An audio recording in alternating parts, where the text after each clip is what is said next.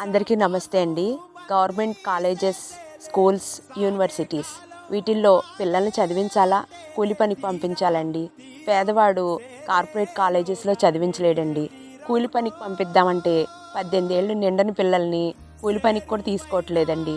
Government కాలేజెస్లో అండి cooperate చేసి చెప్పే వాళ్ళకంటే కూడా నువ్వు వేస్ట్, నువ్వు పనికిరావు, బయట తిరుగుతావు అని తిట్టేవాళ్ళే ఎక్కువండి పిల్లల్ని. ఎందుకంటే సార్, వాడు పేదవాడు కదండి, ఏమన్నా పడతాడండి. మీరు హార్ట్ఫుల్గా వాళ్ళకి శ్రద్ధగా చెప్పిన టీచర్స్ ఉంటారా అండి? ఎవరో ఒకరిద్దరు ఉంటారండి. ఒకళ్ళిద్దరు చెప్పినంత మాత్రానే వాడు పాస్ అయిపోడు కదండి. అన్ని సబ్జెక్టులు టీచర్లు అలాగే చెప్తేనే అన్ని సబ్జెక్టులు పాస్ అవుతాడండి.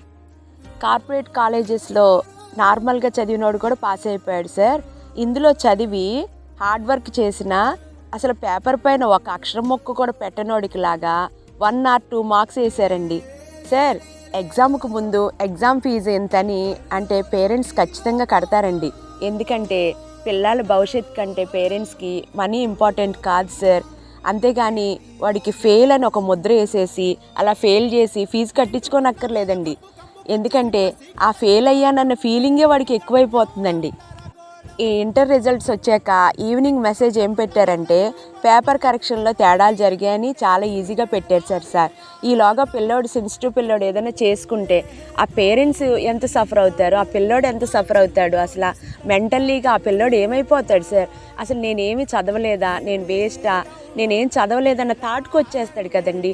అసలు పేపర్ పైన అక్షరం ముక్కే పెట్టినట్టు 1 or 2 మార్క్సా, మరి అంత దారుణంగానండి.